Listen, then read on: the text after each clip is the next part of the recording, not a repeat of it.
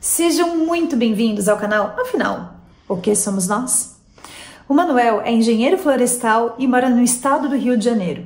Quando ele tinha 11 anos de idade, sofreu um acidente de bicicleta no qual ele saiu voando e teve uma EQM. E não é só isso. Depois dessa EQM, ele teve diversas experiências muito fortes, uma muito diferente da outra.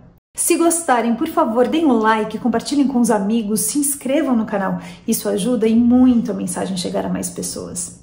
Vamos conhecer a história do Manuel? Bom proveito, você vai amar.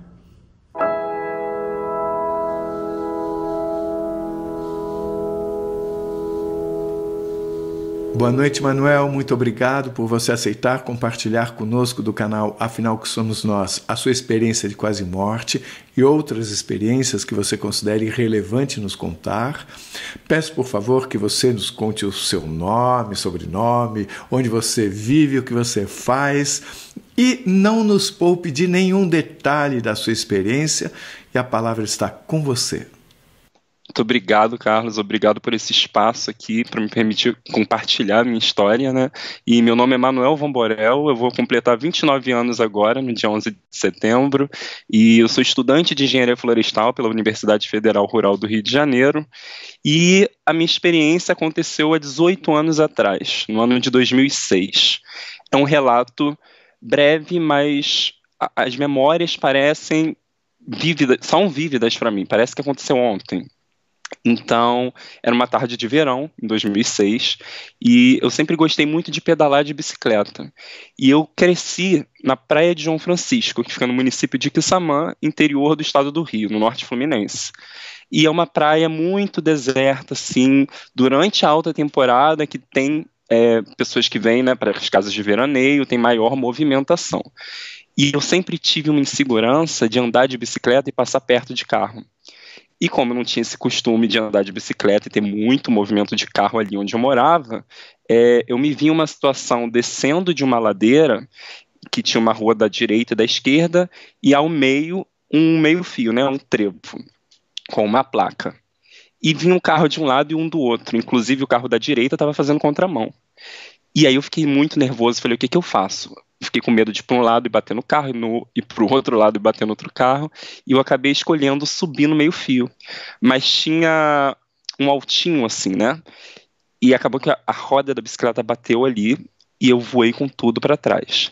E dali a bicicleta deu uma cambalhota, eu caí de braços abertos no chão, com a perna aberta, bati a cabeça, a nuca, né? Direto no asfalto.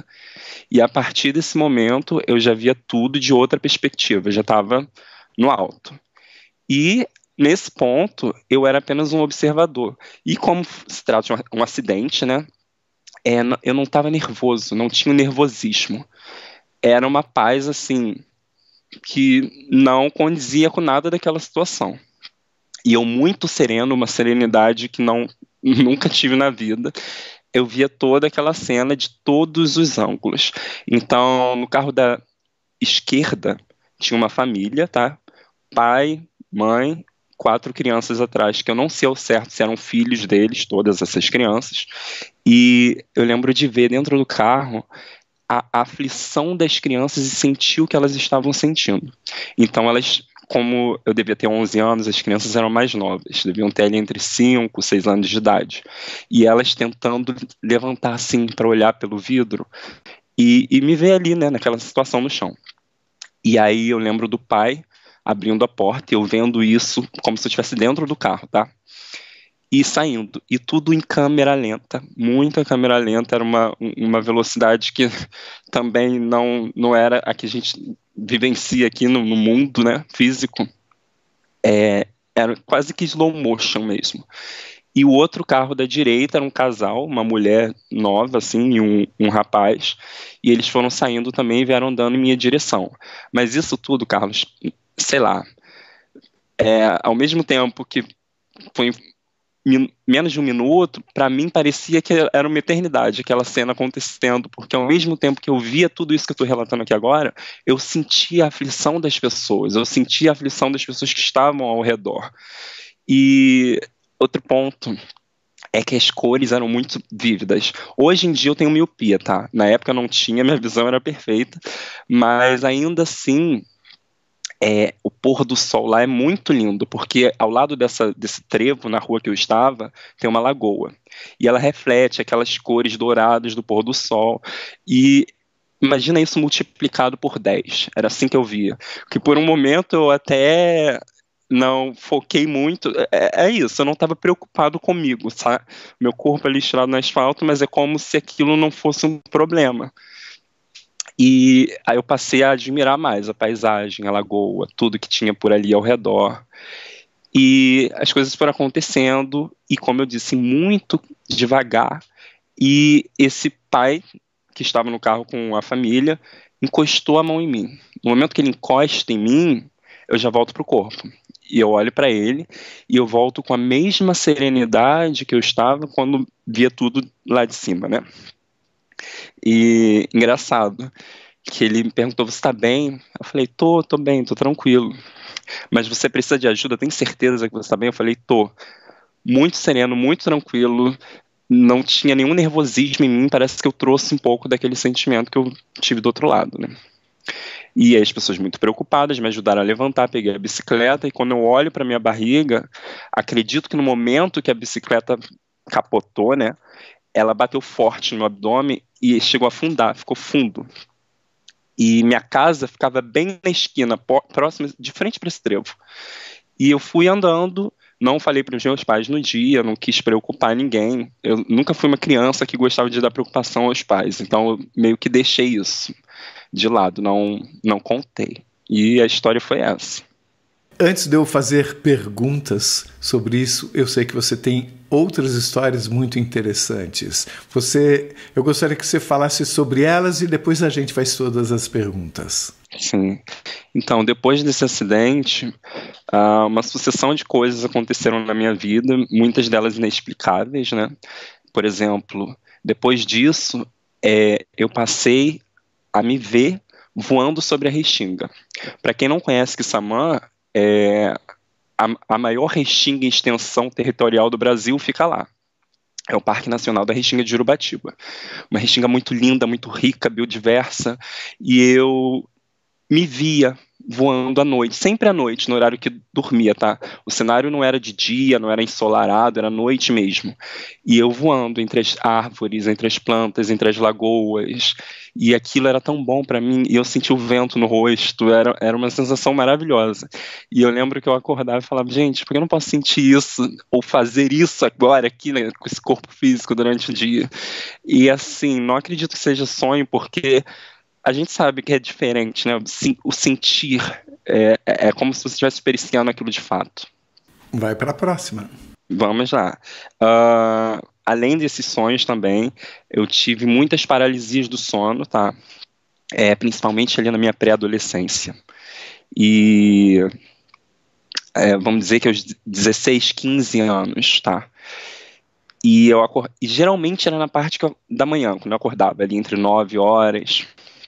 8 horas, e eu não conseguia me mexer, e daqui a pouco estava me vendo do teto, assim, e vendo meu corpo deitado na cama, e não era uma alucinação, um sonho, porque tudo que eu reparava no quarto, a posição do lençol no meu corpo, as coisas como estavam, quando eu acordava, estava tudo exatamente do jeito que eu vi, em outra perspectiva, né? Então, assim, isso aconteceu em diferentes momentos da minha vida, mas foi diminuindo, tá? Hoje em dia não acontece mais, mas ainda assim, outras coisas acontecem que eu vou relatar aqui para vocês. Por exemplo, eu tive uma intuição muito forte uma vez, tá? Não é como ouvir com esses ouvidos, tá? Que eu tenho aqui no meu corpo, mas foi um pare, assim, eu ouvi um pare. Enquanto eu ia atravessar a rua, na época que eu fazia ensino médio em Macaé, e tinha um sinal em frente à escola. E aí eu não olhei para o lado porque eu tive a impressão de estar fechado, de fato estava. Mas quando eu fui atravessar confiando nisso, veio o carro muito rápido.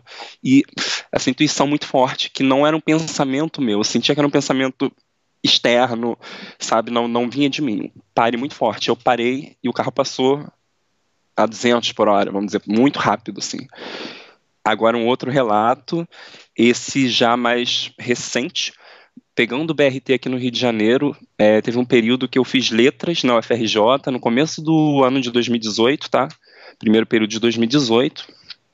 E quem conhece o Rio de Janeiro sabe que o BRT, principalmente naquele ano, muitas das vezes o ar-condicionado não funcionava. E era uma segunda-feira, então estava muito estressado, estava muito calor, um ônibus muito cheio. E do nada, eu comecei a sentir um amor indescritível pelas pessoas. Eu olhava para o rosto de cada uma delas e sentia uma empatia, uma sensação de amor, assim. E eu tinha que me controlar, porque se eu ficasse encarando muitas pessoas assim, elas iam, não, quem é esse maluco, quem é esse louco, e nada do que eu estava sentindo condizia com aquela situação ali de estresse, né? Mas era um amor, assim, que meus pais não escutem isso, mas que eu nunca senti, talvez, nem experienciei pelos meus pais, que eu amo muito, mas era uma coisa que não cabia no peito, assim, acho que eu ia até enlouquecer se eu continuasse naquele estado. E aí, beleza, cheguei na estação do Fundão e ia descer do ônibus. E aí, Carlos, assim, uma coisa louca, porque quem conhece essa estação de BRT sabe que ela é bem alta e tem o vão entre a plataforma e o ônibus. E no momento que eu vou sair, eu acho que ainda estava deslumbrado com todo esse sentimento, não olhei. Eu pisei no vão e afundei com tudo, mas antes de eu cair e me quebrar todo, porque era alto, eu ia me lascar mesmo, tinham dois homens fortes, tá, posicionados, e meio que sincronizados, os dois me seguraram, um de cada lado do braço. Então, assim, eu associo todo aquele sentimento que eu tive a alguma proteção divina, não sei, Deus, anjo da guarda, espírito de luz, seja o que for, mas eu acho que me prepararam para esse momento, para ter uma ajuda ali. Hoje eu entendo assim, tá, Carlos? Porque não consigo ver outra forma. E na hora eu fiquei tão desacreditado, foi tão bizarro, que eu não tive tempo, foi muito rápido, nem de agradecer aos homens. E assim, tá que eu sou bem magro, peso só 58 quilos, não é difícil me segurar, mas foi imediato, sabe? Foi uma ajuda, assim, imediata. Outra experiência que eu tive foi na minha universidade, tá? Eu ia apresentar a Semana Nacional de Ciência e Tecnologia, e nessa semana seria o enterro de uma tia-avó minha, que eu tive contato com ela mais íntimo, assim, durante a infância. Eu era muito próxima a ela, gostava muito dela, e a memória que eu tenho dela é de uma senhorinha muito educada, muito vaidosa, me ensinou muito de etiqueta, inclusive, e eu sempre gostei dela de graça, assim, vamos dizer, tia Neuza. E aí ela faleceu, tinha anos que não havia, falei, eu queria ir no enterro, né, para vê-la, enfim. Mas não deu, porque as pessoas dependiam de mim para essa apresentação na universidade, eu não podia faltar de fato. E o enterro estava marcado para 2 horas, o velório, né? E 2 horas eu estava apresentando na varanda do prédio, que é o herbário, lá na Rural, e apresentando no meu stand. E aí tem um jardim na frente desse prédio com pinheiros, tá? E eu vi uma senhora passando. Na hora eu não me liguei, não associei. E ela passando assim, gente, quem é essa senhorinha andando ali sozinha, sabe? Será que é uma professora? Eu pensei até que era uma professora aposentada, que eu conheço, mas não era bem senhora. E aí tinha um pinheiro na frente, ela passou por esse pinheiro e não saiu do outro lado. A ideia é que a pessoa está passando andando, ela vai aparecer do outro lado, e não, ela evaporou, sumiu no ar. E eu falei com as pessoas antes, né? Quem é aquela senhora? E todo mundo olhou e não tinha ninguém. Sabe, aí ficou aquele, nossa, ele não tem como ele inventar isso, sabe, eu vi de fato e falei com as pessoas, mas ninguém viu, só eu. E aí depois que eu me dei conta, nossa, era minha tia, e tinha uns cachinhos assim, que ela botava um cachinho de cada lado do cabelo, então era uma marca registrada dela, não tinha como ser outra pessoa. E eu lembro que minha orientadora virou para mim assim e falou, Manuel, tem pessoas que são sensíveis, né? Tem uma sensibilidade e contato com o outro lado, né, da força do mundo, vamos dizer. E minha amiga ficou toda arrepiada, todo mundo, nossa, que é isso? E até eu, assim, às vezes fico, nossa, são coisas que acontecem que realmente não tem explicação, só vivendo para saber. E falando sobre intuição, tá? Eu, na engenharia florestal, me encontrei muito na parte de morfologia, taxonomia de plantas, e hoje eu estudo a família Begoniáceas, as begônias, né? E é um gênero muito rico aqui no estado do Rio de Janeiro, você tem 97 espécies de begônia, se eu não me engano, no estado do Rio. E uma delas eu encontrei por acaso em uma cachoeira no bairro aqui que eu resido, em Realengo, na Cachoeira do Barata. Eu senti, era um dia que eu deveria até estar no estágio, só que eu não fui. Eu tive uma intuição muito forte. Eu sabia dessa cachoeira, mas eu falei, eu preciso ir nessa cachoeira aqui de Realengo, conhecer, não sei, eu vou lá. E aí chegando lá, eu vi uma begônia e eu ainda estava iniciando os estudos, não conhecia muito a begônia na época, tá? E tirei uma foto, porque sabia que se tratava de uma begônia, e mandei para minha orientadora. Ela, Manuel, você acabou de encontrar uma espécie nova. E assim, foi tudo muito intuitivo. E ela até falou, nossa, mas você não deveria estar aqui no herbário, no estágio hoje, o que está acontecendo? Tem coisas que não dá para explicar. Eu senti que eu deveria vir aqui na cachoeira de Realengo. Enfim, imagina, o Rio de Janeiro, uma metrópole enorme, tá? E ainda hoje se encontram espécies novas para a ciência. É uma informação que eu acho que veio de cima também, vamos dizer. E é isso, Carlos. Maravilha, são várias experiências. Vou começar a perguntar sobre a experiência de quase morte. Bem, primeiro, todas as outras ocorreram depois da EQM. Sim, todas as outras. Você percebeu que essa relação desses acontecimentos diferentes com a EQM, você notou que foi a EQM que fez surgir isso? Sim, porque antes da EQM eu não lembro de ter experiências, né? Como todas essas. Era jovem, tinha uns 11 anos, mas assim, vamos dizer que eu sou uma pessoa que tem uma memória de elefante. Então eu lembro da minha vida desde que eu morava aqui no Rio, quando eu era criança, porque depois eu mudei para o interior. Então vamos dizer, de 4 anos para frente, eu tenho lembrança de tudo. Vamos falar sobre o seu sentimento. Você disse que quando você bateu, você teve paz, serenidade. Sim. Você não sentiu a presença de nenhum ser, de ninguém te acompanhando ali naquele momento? Não, era só eu, Carlos. E realmente era um sentimento de paz, só eu, não sentia ninguém. E eu era observador daquela situação toda, mas não me sentia acompanhado. Você sentiu que era parte daquele ambiente? Você teve uma sensação de pertencimento? De certa forma, sim, porque é o que eu falei, eu podia ver tudo, de todos os ângulos, de todas as partes, sentir o que as pessoas sentiam. Sim, eu era parte daquele todo. Você fala que você enxergava de vários pontos de vista, simultaneamente? Simultaneamente. Ao mesmo tempo que eu via meu corpo, eu via as crianças no carro, eu senti o que elas estavam sentindo no carro da esquerda, que foi o carro que eu mais notei, acho que pelo sentimento, e da direita também.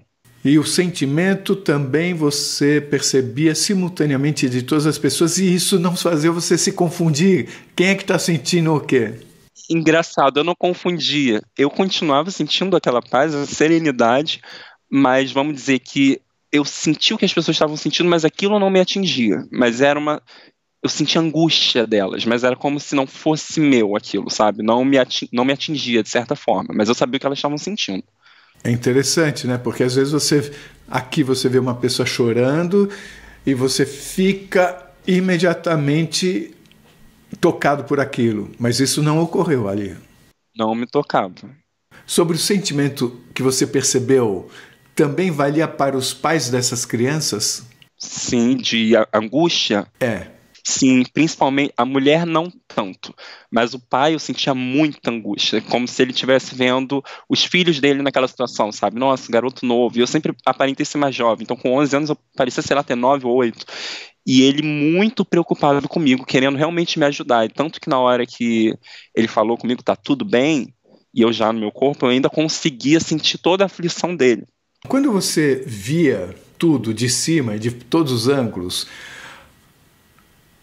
parecia a cena real, material, do mundo material, ou tinha alguma coisa diferente? Você falou das cores serem mais vívidas, né? Mas eu pergunto, as distâncias pareciam as mesmas? Porque... acho que nessa hora eu gostaria de ser poeta, tá? Para poder descrever todo aquele cenário, porque faltam palavras, de fato. Ao mesmo tempo que eu via, como eu te disse, de um ângulo, eu via de outro, e eu estava ali presente ao mesmo tempo em tudo. Não é como ver com olhos físicos, tá? É muito mais nítido, muito mais claro.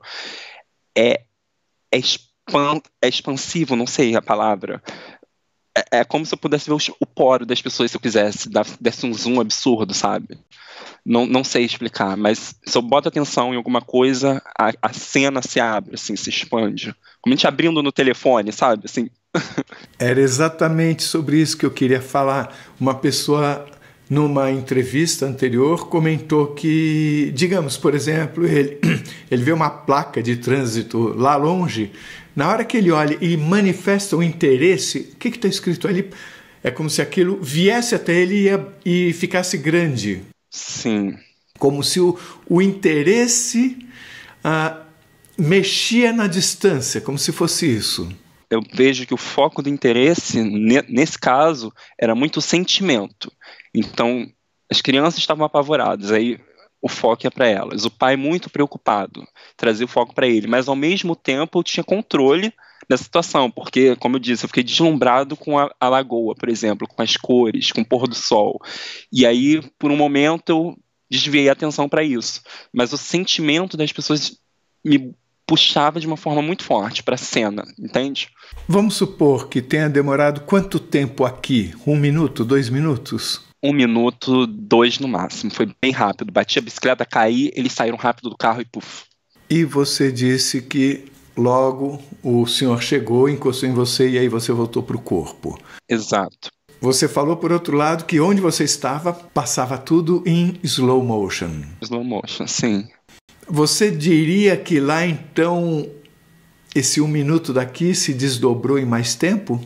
Muito mais. E eu sou incapaz de precisar o tempo para você. Não sei. Eu sei que é complicado, mas pode ter durado 1 hora, aquilo tudo ou mais, tá? E uma coisa que foi 2 minutos no máximo. Tá, mas você sentia o tempo passando lá também? Ou não? Não sentia. Mas ao mesmo tempo as coisas aconteceram numa sequência. Mas é uma sequência que engloba tudo ao mesmo tempo, sabe? Tem essa sequência, sim, como eu relatei para você. Mas eu não sei. É o que eu falei, eu queria ser poeta para saber trabalhar melhor essas palavras. Seria, talvez, você não prestou atenção no tempo? Talvez o tempo para mim era insignificante ali, diante de tudo que estava acontecendo, sabe? Você chegou a olhar para o céu? Porque você viu o pôr do sol, mas o pôr do sol estava na sua frente. Eu quero saber em cima de você. Não olhei. Eu olhei só realmente nessa altura de pôr do sol e de cima, o acidente. Dentro do carro, mas em momento nenhum eu olhei para cima. Isso não aconteceu. Você só sentia o sentimento de quem você estava vendo. Sim. Da sua família em casa, que ainda nem sabia que você tinha se acidentado, você não percebia o sentimento de ninguém. Não, nem conhecidos e pessoas próximas eu não senti nada. Era só realmente quem estava ali, envolvido, né? Quando essa pessoa encostou em você, a volta para o corpo foi acompanhada de algum tipo de sensação? Ou de peso, ou de ser sugado? Não, foi muito tranquilo, eu só abri os olhos, assim. Mas não é como acordar de um sonho. Eu estava nessa situação e abri o olho, assim, foi até devagar, abri o olho devagar. E com uma serenidade e aquela paz toda que eu trouxe comigo, né? Fazendo uma comparação, você diria que lá era em alta definição e aqui era uma definição média? Nossa, bem média. Era um Full HD, full. Nossa. Era uma riqueza de detalhes, assim, porque como eu gosto de botânica, de planta, então também me atento muito a isso. E tinha umas casuarinas, assim, que circundam essa lagoa, e eu lembro do movimento delas, muito lento também, mas era como se elas tivessem vida, assim. As cores pareciam vivas, tá? A lagoa, tudo. Ouso dizer que até o asfalto parecia mais bonito, tinha uma coisa banal. Tudo era muito bonito, Carlos. Tudo parecia vivo. Peço desculpas pela minha ignorância. O que são casuarinas? É uma árvore que lembra muito o pinheiro, mas não é um pinheiro. Tem muito no litoral aqui no Rio de Janeiro, não sei se São Paulo tem, mas são árvores que lembram um pinheiro. Eu te falei sobre a nitidez, que a vontade é perguntar se eu poderia considerar lá a realidade e aqui uma cópia mal feita. Com certeza. Nem nos meus melhores sonhos, dormindo, eu nunca vi nada com tanta nitidez, riqueza de detalhes e vivacidade, principalmente. Você tinha medo da morte? Você tinha já pensado nisso mesmo que com 10 anos? Eu te falo isso porque muita gente fala, mas imagina, nessa idade não vai pensar. Eu pensava. Eu sempre fui muito questionador, acho que coisa de cientista, talvez. E o meu maior medo, quando eu tive consciência do que é a morte, era de perder a minha consciência. Tipo assim, tudo que eu aprendi, tudo que eu vivi, tudo isso em vão para acabar e ser um eterno vazio e uma eterna ausência de consciência. Isso era apavorante para mim. Você pensou nisso com quantos anos? Desde que eu me entendo por gente, vamos dizer que 11 anos eu já pensava nisso, vamos dizer. Não sei se um pouco antes disso, mas eu já tinha essa consciência. Eu tive a minha crise existencial aos 12 anos e o meu pensamento era exatamente esse, tipo, vou viver para quê? Vou fazer alguma coisa para quê se daqui a pouco tudo acaba? Exato, era como se a vida fosse tão breve, perto da eternidade que circunda a morte, né, vamos dizer. E também a eternidade a gente costuma pensar como se tivesse um tempo como aqui. Exato, e não é. E não é, por tudo que todos falam, não é.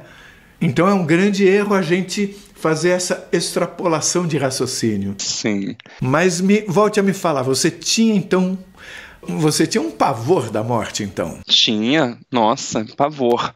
Hoje já não mais, porque eu sei o que me espera do outro lado, né? Hoje eu diria que eu tenho medo de sofrer, tá? Fisicamente, assim, de sofrer dor ou ter uma morte traumática. Mas da morte em si, não. Porque você sabe que continua. Sim, não é o fim da minha consciência. E você sabe porque você experimentou isso. Exato, não só uma vez. E aí eu pergunto a você, você teve algum sentimento de surpresa quando você se viu fora do corpo e olhando? Ou, de uma forma surpreendente, aquilo parecia natural? Era tudo natural, Carlos. Para mim aquilo era uma coisa do dia a dia, tá? Não precisa nem fingir costume, era como realmente era o esperado para aquilo. E engraçado que depois disso, logo que eu levantei, ainda voltei meio que nesse estado, eu não fiquei... Porque eu acho que, né, eu poderia ficar em êxtase, eu ficar num estado, nossa, o que aconteceu? Mas eu continuei com esse sentimento que aquilo era natural, era ok. E, engraçado isso. Isso é uma surpresa para quem tinha o pavor da morte, achar isso natural. Eu tive esse entendimento. Da impressão de que naquele instante que você saiu do corpo, esse chamado véu de esquecimento foi tirado e naturalmente voltou à memória do que era o quê? Exato. Tanto que depois, quando eu tive outras experiências, como eu disse, me ver na cama, deitado, não era uma grande surpresa isso desde esse acontecimento, porque eu já tive esse entendimento, que é uma coisa natural. E eu lembro de relatar, aí é complicado, né, que às vezes a gente fala para uma pessoa, fala, não, mas aí você sonhou, você teve, né, um delírio, sei lá o quê, mas não, eu sei o que é um sonho, sabe, e o que é a realidade de fato. Você contou essa sua experiência para os seus pais?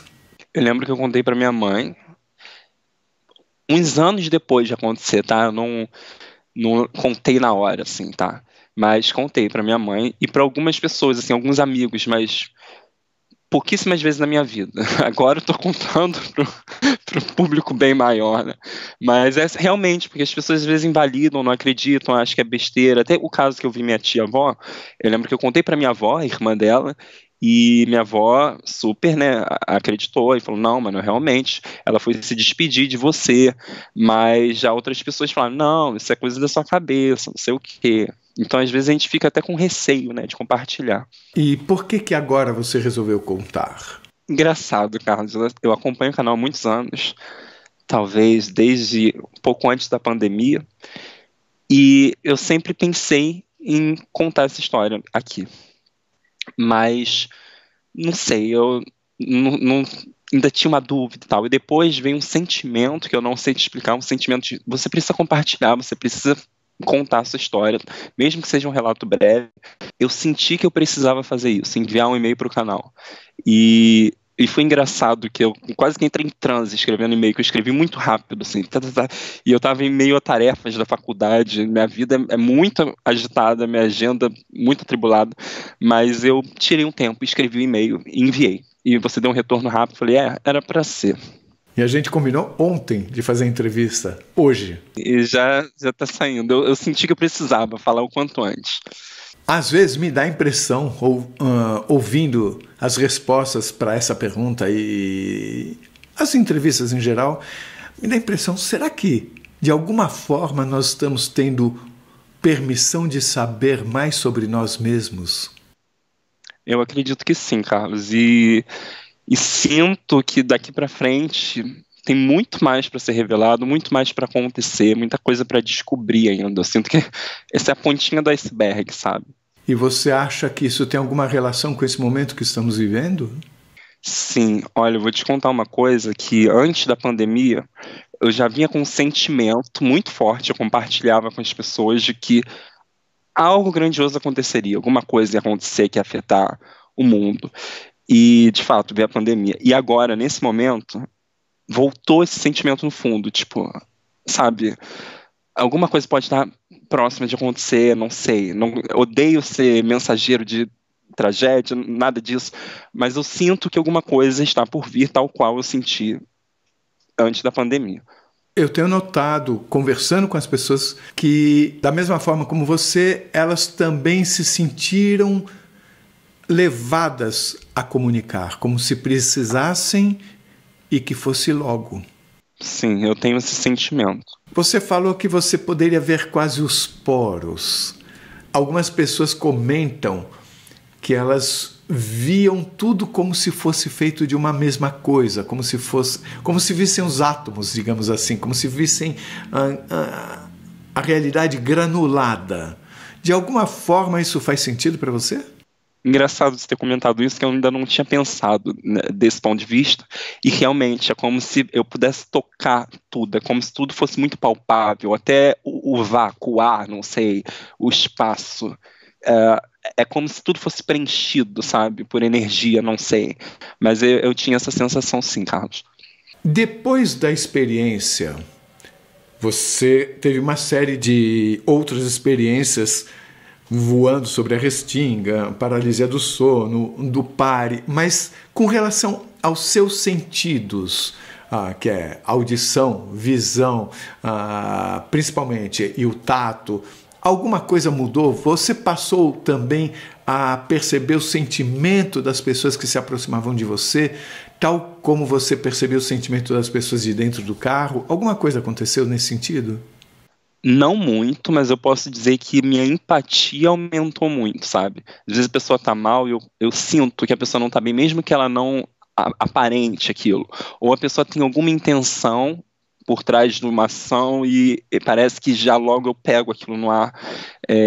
E é engraçado falar isso, que às vezes eu evito certas situações ou lugares, porque eu sei que, sabe, eu não vou conseguir focar no que de fato está acontecendo ali, mas sim na energia das pessoas, ou no que que tem por trás, sabe? A sensação que algumas pessoas comentam de se sentir como uma esponja quando vão em lugares com muita gente, isso acontece com você? Acontece, muito. Me afeta muito, sabe? Por mais que eu gosto muito de sair, ir à praia, gosto de carnaval, gosto de ir em bloco de carnaval, gosto de ir a festas, mas eu sou muito mais caseiro, principalmente hoje em dia, porque é muita energia, no outro dia eu fico destruído. Então hoje eu prefiro mais estar em meio à natureza, sabe? Em lugares que não tenham tantas pessoas. Agora vamos passar para a experiência da restinga. Você se sentia flutuando, é uma boa forma de explicar. Flutuando, e em uma velocidade alta, tá? Tanto que o vento vinha muito forte, assim, eu tinha a sensação de vento no rosto, por mais que eu não tivesse um rosto.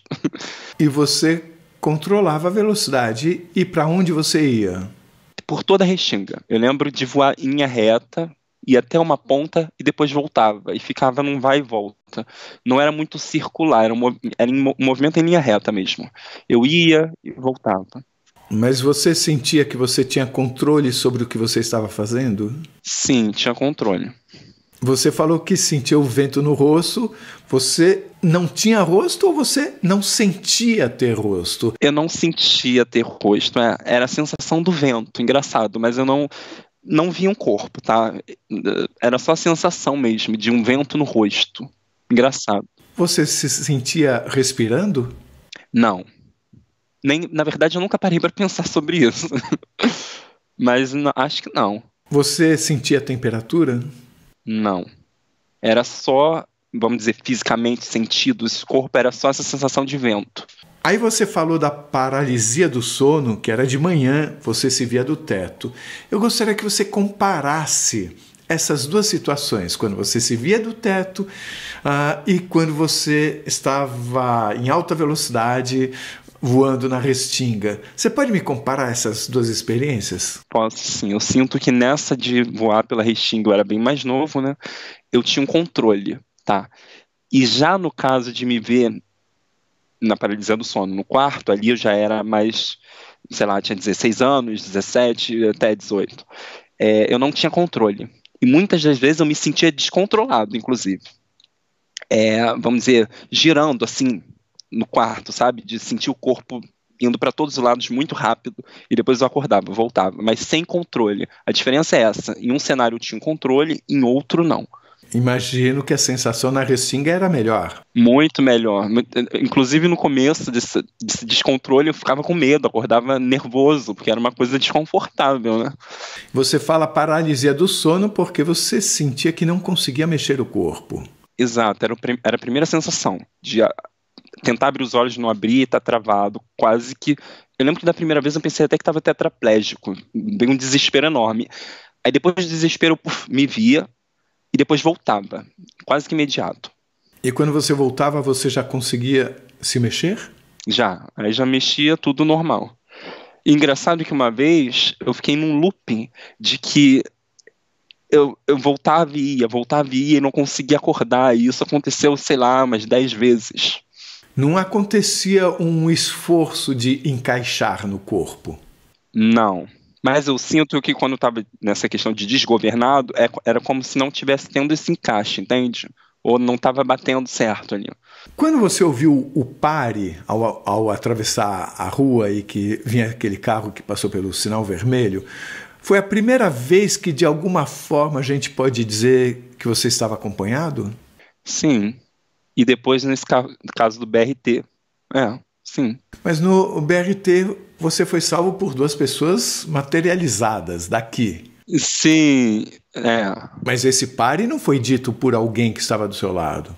Era realmente uma voz que vinha de um outro cenário, não do nosso. Era de homem, de mulher? Olha, como não era muito uma voz, eu não sei te explicar de fato, mas tinha uma energia masculina, tá? E muito imperativa.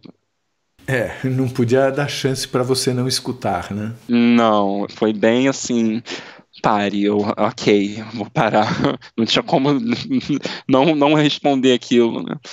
Passando para a experiência dentro do ônibus, falando do amor indescritível, você sentia naquele instante que você amava as coisas também ou só as pessoas? Naquele momento eu lembro que eram as pessoas. Eu olhava o rosto de cada uma delas e via beleza. Além de beleza física, e por mais que fosse uma pessoa que talvez eu nem fosse notar em outro momento, ali eu notava em cada detalhe. Eu lembro que tinha uma mulher na minha frente, uma senhora, com um colar, e eu olhava para o colar dela, e olhava para o rosto dela, para as roupas, e sentia um amor enorme, e um entendimento de tudo, e tipo, somos todos um, eu amo cada uma dessas pessoas, e é indescritível, Carlos. É um sentimento tão forte que eu não poderia viver com esse sentimento a todo momento, porque não sei, não dá para suportar tanto amor. É engraçado, né? É bom, mas ao mesmo tempo não tem como. Não sei o que ia ser de mim se eu vivesse naquele estado, sabe? É interessante que já teve uma experiência, aliás, mais do que uma, em que a pessoa fala desse amor por tudo que ela sentia. Nessas 2 vezes, se não me engano, que foi dito isso, foi dito de um amor por tudo, inclusive pela parede, pelo chão, pela maçaneta da porta. Tipo, é como se somos todos um, não fosse referente só às pessoas, mas se referisse a tudo. Isso você não sentiu? Não, eu sentia realmente o amor por tudo, mas o foco ali naquele momento eram as pessoas. E como eu estava no ônibus, não tinha muito que ver, o ônibus lotado, não tinha visão nem da janela. O que me chamava a atenção eram todos os rostos próximos a mim, e eram muitas pessoas aglomeradas. E foi mais pelas pessoas. Isso foi acompanhado de algum outro tipo de sensação sonora, de cor? Engraçado, Carlos. Óbvio que bem menos do que no caso da EQM, mas aqui eu sinto que o tempo deu uma ralentada? Sim. E aí é como se eu tivesse envolvido de uma bolha e não escutava muito bem. É como se tivesse abafado o ruído. E eu só foquei em olhar as pessoas e sentir amor por elas, mas não escutava nada. Era como se eu tivesse fechado os ouvidos assim com a mão, sabe? E aquela sensação de enxergar até os poros, você teve nesse momento? Mais uma vez, bem menor, mas sim, era como se eu tivesse com um foco assim, nas pessoas, vendo muito mais nítido, além de notar detalhes que, sei lá, pequenas coisas que talvez eu nem percebesse ali eu estava vendo, sabe? Então era como se fosse aquilo tudo que eu senti, só que de forma mais branda, menor, né? De novo, nessa situação, é como se você tivesse dado um pulo na matriz e aí voltou para a cópia. Exatamente. E depois veio o susto, né? Não sei se você estava me preparando para aquela situação do vão, do BRT. Não sei porque que eu tive essa experiência justamente nesse momento. Mas os 2 homens te salvaram, né? Me salvaram, Aí teve a história da tia Neuza, né? Que você falou, que é super interessante também. Mas me chama muito a atenção a história da begônia. Você descobriu uma nova espécie, inclusive você diz que tem isso de forma impressa, você pode mandar para mim? Posso sim, foi publicado. Na época eu ainda não entendia muito de begônia, estava começando o estudo com elas, mas minha orientadora fez questão de, no artigo, citar, né, que eu encontrei a espécie. Enfim, é uma coisa uma experiência que eu vou levar para sempre, que mostrou o caminho que eu quero seguir, sabe, profissionalmente, como botânico, taxonomista. E queria te fazer uma pergunta. Você teve outro tipo de experiência fora essas de ter visto objetos que você não tenha reconhecido no céu? Então, eu cresci no interior, né, como eu disse, e muitas vezes visito, e o céu lá é muito diferente do que eu tenho aqui no Rio de Janeiro, né, bem estrelado. E eu lembro que quando acabava a luz lá, por mais que o céu fosse muito estrelado, quando acabava a luz, aquilo intensificava. E acabar a luz lá era uma coisa frequente. E eu tinha um costume de acabar a luz, ir para o quintal com a minha mãe, botar um colchão, qualquer coisa que fosse, colchonete, deitar e ficar olhando para o céu. E todas essas vezes, toda vez que aconteceu, a gente sempre via ou uma estrela cadente, ou uma coisa que a gente não sabia dizer o que era, mas via. Mas estrela cadente eu vi muitas ao longo da minha vida, deitando, assim, deitado olhando para o céu e ficava horas vendo, mas sim, já vi muita coisa. Você já sonhou estar fora da Terra? Não, nunca tive esse sonho, Carlos. Queria, mas ainda não. Tem alguma pergunta que a gente deixou de fazer aqui? Eu só sinto muito uma coisa que eu preciso contar, sabe? Eu estou sentindo isso desde o início, quando eu escrevi e-mail sobre a nossa flora, sabe? Ainda mais como engenheiro florestal, futuro botânico, eu sinto que eu preciso falar sobre isso para as pessoas. Então fale. Então, uma coisa que às vezes a gente não dá muito atenção é que o Brasil é o país mais biodiverso do mundo, e principalmente que se tratando de flora, né? E muitas das vezes a gente vê a arborização urbana usando árvores exóticas de outras regiões do mundo. Isso não faz sentido quando a gente tem uma flora riquíssima. Não só isso, a gente vê muitas pessoas falando para as crianças, perguntando, qual o seu animal favorito? Mas nunca perguntam qual a sua planta favorita. E as plantas são poderosíssimas, os índios já sabiam disso há muito tempo antes do Brasil ser colonizado. Planta cura, né? Planta é remédio. E olha só, eu encontrei uma espécie nova aqui em Realengo. Imagina quantas espécies existem na Amazônia, quantas delas são cura para diversas doenças e não existem pesquisas, não tem conhecimento dessas espécies. E isso é um fato, Carlos. Muitas plantas são extintas sem antes mesmo de ter conhecimento dela. Elas entram em extinção sem nem ter sido catalogadas, entende? Então, acho que a gente devia dar mais atenção à nossa flora, preservar, né, conservar. Isso que está acontecendo na Amazônia me choca muito.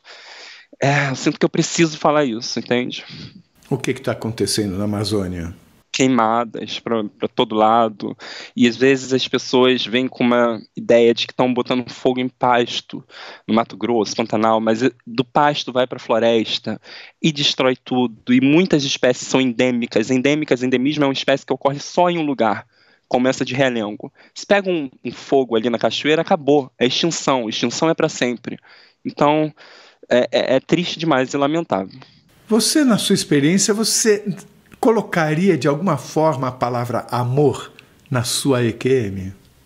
Com certeza, para mim isso é o sentimento principal, é o que rege tudo. Mas você sentiu em que momento na sua experiência?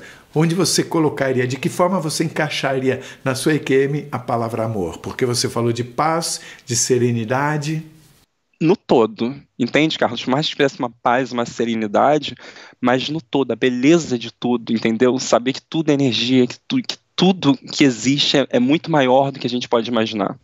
Então, eu botaria amor aí. Você, com seu conhecimento profissional, né, como engenheiro florestal, como é que você enxerga esse momento que o planeta está passando e qual é o risco que nós temos que isso se torne algo difícil de ser controlado? Então, o que eu sei é que já é irreversível, né? O que nós fizemos no mundo já é irreversível. E, assim, o que a gente pode fazer é quase que um paliativo para tentar frear as coisas para que o cenário não seja pior do que já é previsto. Então, é uma questão não mais de salvar ou de reverter, mas de amenizar. O que é irreversível? Esse processo todo de destruição do mundo, aquecimento global, já se mexeu em muita coisa desse planeta, sabe? E sabendo que a população vai aumentar a cada período de tempo e que o consumismo está aí, a poluição está aí, basta abrir os portais de notícias e a gente vê, sabe, não tem muita escapatória, sabe? É o que eu falei, é mais um paliativo. Você está dizendo que a consequência desse aquecimento global é o que a gente está vendo, que está tornando irreversível a destruição da flora? Exatamente, porque vamos dizer, são milhões de anos de adaptação das espécies para existirem em um cenário, em condições específicas. E a gente vê que isso está mudando, né? E eventos climáticos extremos são cada vez mais comuns, mais relatados. A gente viu o Rio Grande do Sul, o que aconteceu, e diversos outros lugares do mundo. Então, parece que vai chegar num ponto que se perde esse equilíbrio, tá? Então, eu queria que você, nesse momento, deixasse de forma geral, não só com relação às plantas, mas que mensagem você deixa para todos nós nessa época que sabemos que o mundo está passando por enormes desafios. Qual é a sua dica? Qual é a sua mensagem, levando em conta que você teve uma experiência que poucos tiveram? Então, eu acho que no final de tudo, ainda mais conversando aqui com você, no final de tudo o amor é que importa, né? E eu não estou falando aqui em coisas grandiosas para mudar o mundo, não. Mas você olhar para um vizinho, olhar para um amigo, uma pessoa que precisa de ajuda, e não fazer isso forçado, sabe? Mas você fazer aquilo por vontade, vindo do fundo da sua alma. Então ajudar as pessoas, ter um olhar mais carinhoso para elas, não só para as pessoas, mas para o mundo. Eu acho que está faltando isso. As pessoas estão muito voltadas para elas, sabe? O meu trabalho, a minha carreira, o meu futuro. E a gente esquece que tem um mundo ao nosso redor, né? E que sem ele a gente não sobrevive. Então, acho que um ajudando o outro é a forma certa de fazer as coisas acontecerem de uma forma mais leve aqui. Se você gostou, por favor, se inscreva no nosso canal, dê muitos likes, faça comentários, compartilhe com seus amigos, toque o sininho, que assim você sempre fica sabendo quando chega vídeo novo saído do forno. E se você tem alguma dúvida ou passou por uma EQM e gostaria de compartilhar a sua história com o mundo, por favor, nos escreva. O nosso e-mail é afinal-o-que-somos-nós@gmail.com. Essa é uma nova fronteira do conhecimento humano. Vamos juntos atravessá-la?